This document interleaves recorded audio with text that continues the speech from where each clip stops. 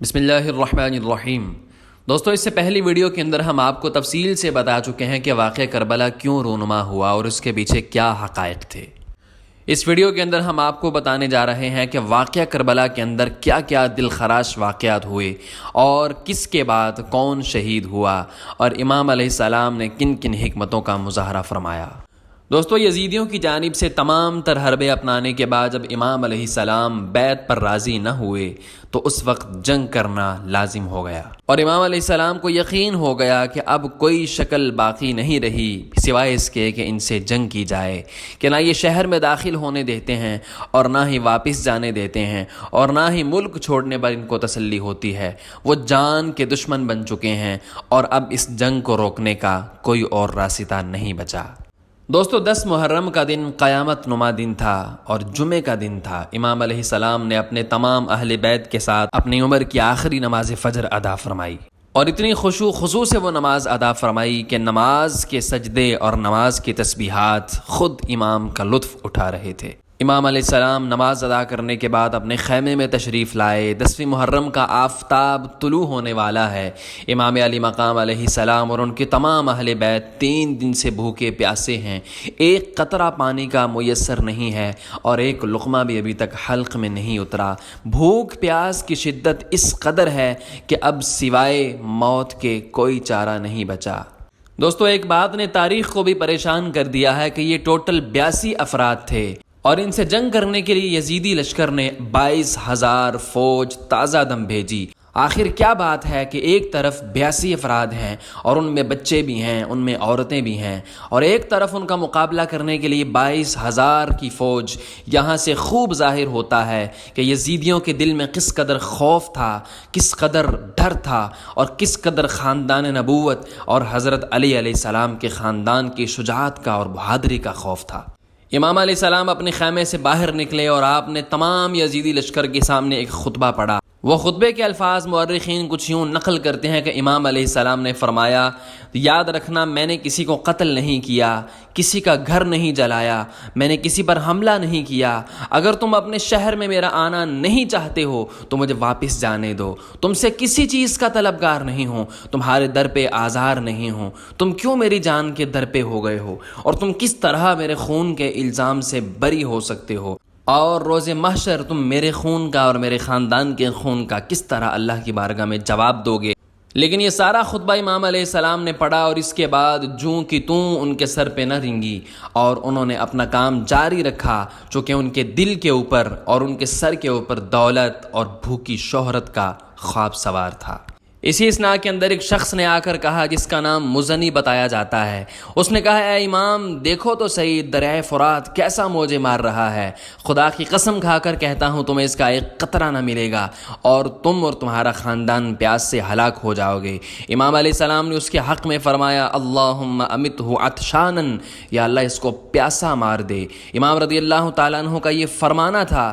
اس مزنی نامی شخص کا گھوڑا بدک گیا اور وہ شخص گھوڑے سے گر گیا اور اسے پکڑنے کے لیے دوڑا، اور اس قدر دوڑا کہ پیاس اس پر غالب آ گئی، اور اتنی شدید اس کو پیاس لگی کہ وہ العطش العطش پکارتا رہا، پیاس پیاس کرتا رہا، لیکن اس کو ایک قطرہ پانی کا میسر نہ ہو سکا، اور وہ اسی میدان کربلا کے اندر پیاسا مر گیا۔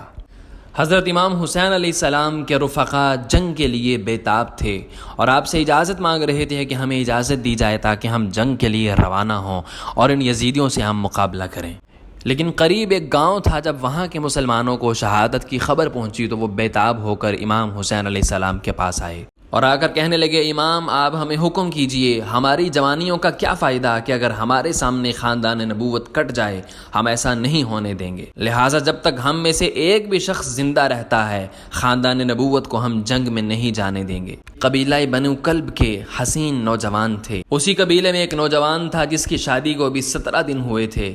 اس کی ماں نے اس نوجوان سے کہا، اے جان مادر، میں نے تجھے اپنا خون جگر پلایا ہے، آج مصطفیٰ علیہ السلام کے جگر گوشہ اور ان کے خاندان پر مصیبت کے پہاڑ ٹوٹ پڑے ہیں۔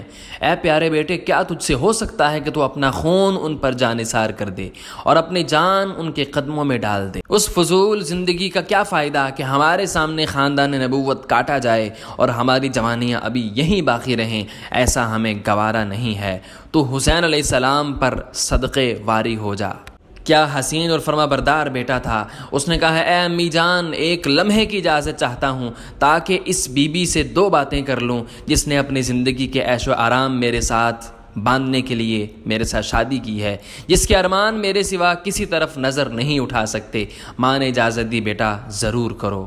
اس نے جا کر اپنی بیوی سے پوچھا کہ کیا حسین علیہ السلام پر اس وقت مشکل کا وقت ہے، میں ان پر اپنی جان نثار کرنے لگا ہوں۔ اور بیوی بھی کیا بہادر تھی، اس نے کہا اے میرے جان نثار، اس وقت میں عورت ہوں اور عورت پر جنگ لازم نہیں ہے، مجھے سمجھ نہیں آ رہی کہ میں آپ کا ساتھ کس طرح دوں، اور میں بھی آپ کے ساتھ امام حسین علیہ السلام کی قربانی کے اندر جام شہادت نوش کر جاؤں۔ یہ ہمت اور حوصلہ سن کر وہ نوجوان بہت خوش ہوا اور جنگی میدان کے اندر آ گیا۔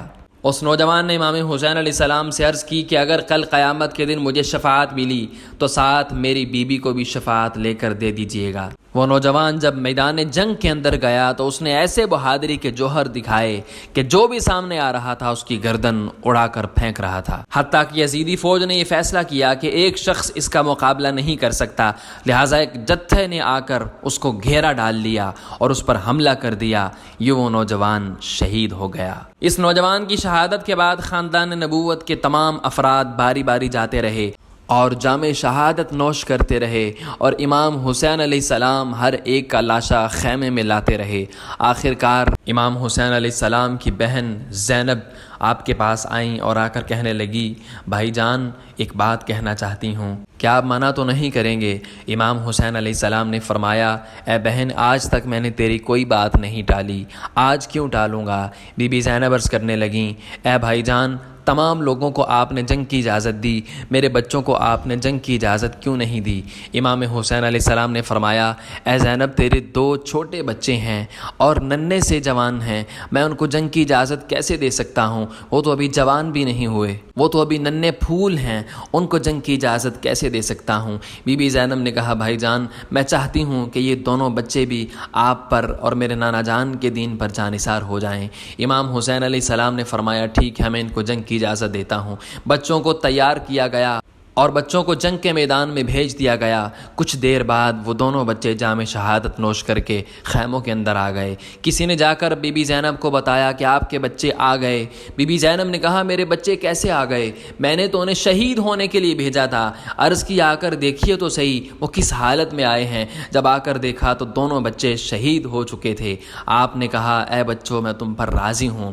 پھر امام حسین علیہ السلام کی بارگاہ میں علی اکبر آئے، آپ کے بڑے بیٹے آئے اور آ کر کہا ابا جان، مجھے بھی جنگ کی اجازت دیجیے۔ امام حسین علیہ السلام نے فرمایا تو میرے نانا کی تشبیہ ہے، میں تجھے جنگ کی اجازت نہیں دوں گا۔ حضرت علی اکبر علیہ السلام نے فرمایا بابا جان، مجھے جنگ کی اجازت دیجیے، میں اس طرح لڑوں گا کہ پتہ چلے گا کہ کوئی علی کا شیر آیا ہے، حسین علیہ السلام کا شہزادہ آیا ہے۔ امام حسین علیہ السلام نے انہیں جنگ کی اجازت دی۔ وہ جاتے ہیں اور اپنی جنگ کے، اپنی بہادری کے ایسے جوہر دکھاتے ہیں کہ سامنے والے لوگ حیران اور پریشان ہو جاتے ہیں، اور یوں لگتا ہے کہ جیسے حیدری تلوار سے ایک ایسا وار نمودار ہو رہا ہے کہ جو کسی کو اپنے سامنے کھڑا نہیں ہونے دے رہا۔ آخر ایک جتھا آپ پر بھی حملہ کرتا ہے اور آپ کی لاش بھی خیمے کے اندر آ جاتی ہے۔ اب تک تو یہ منظر تھا کہ جو بھی لڑنے کے لیے جاتا، امام حسین علیہ السلام اس کو بھیجتے، روانہ کرتے اور اب اس کی لاش اٹھا کر لے آتے۔ سارے جانثار شہید ہو گئے، آخر امام حسین علیہ السلام باقی رہ گئے۔ اب وہ وقت تھا کہ پہلے تو امام سب کو اٹھا کر لے کر کے آتے تھے، اب وہ وقت ہے کہ امام خود جائیں گے۔ امام کو اٹھا کر خیمے کے اندر کون لائے گا؟ خیمے کے اندر تمام عورتیں بیتاب ہیں کہ اب ہم امام حسین علیہ السلام کو تیار کریں، آپ کو بھیجیں، لیکن آپ اگر شہید ہو گئے تو آپ کو اٹھا کر کے کون لائے گا؟ امام حسین علیہ السلام نے اللہ کی مدد مانگی اور آپ میدان جنگ میں روانہ ہو گئے، اور آپ نے اپنی بہادری کے ایسے جوہر دکھائے کہ تمام کے تمام لوگ ڈر کر اس طرح بھاگے جیسا کہ کوئی حیدر کرار کا شہزادہ تمام فوج لے کر ان کے اوپر حملہ آور ہو گیا ہے۔ آخرکار جب یزیدیوں کا بس نہ چلا تو انہوں نے تیروں کی اس طرح بارش کی جیسے آسمان سے بارش کے قطرے نازل ہوتے ہیں۔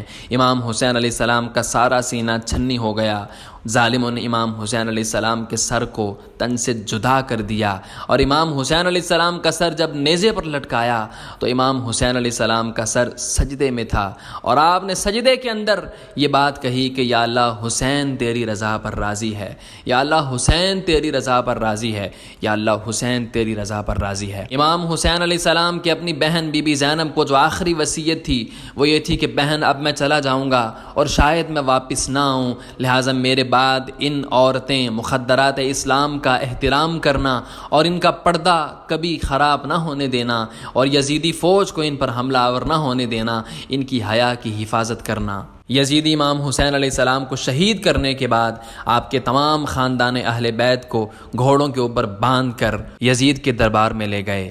یوں واقعہ کربلا کا اختتام ہوا۔ دوستو، ہم امید کرتے ہیں کہ آج کا واقعہ کربلا سن کر آپ کے دل میں واقعی ایک غم کی کیفیت ہو گئی، اور آپ اس کو سن کر ضرور اپنے اندر شجاعت اور بہادری کا طریقہ کار پیدا کریں گے۔ اللہ ہمیں عمل کی توفیق عطا فرمائے۔